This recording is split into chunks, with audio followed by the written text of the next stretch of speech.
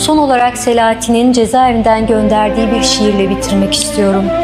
Gümbürdüyor yerin altı, sarsılıyor gök kuleler. Özgürlüğe gebe toprak doğuracak bizi yeniden. Ellerim ceplerimde, adımlarım minnetsiz. Gamsız yürüyorum mezar diplerinden. Ölülerimize yeminimiz var, dirilerimize müjdemiz.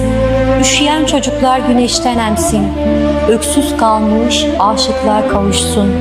Alın terine sevda karışsın diyedir kavgamız. Bir madalya takılmayacak göğsümüze, olsa olsa yağlı bir ilmek boynumuza, belki kör bir kurşun sırtımıza. Ne adımız vardı bizim, ne pasaportumuz. Düştüğümüz yerden tanırsın bizi. Kır çiçekleri biter toprağımızda, ya da bir gelincik bütün kızıllığıyla. Zulme isyan etmiş toprağın çocuklarıyız biz.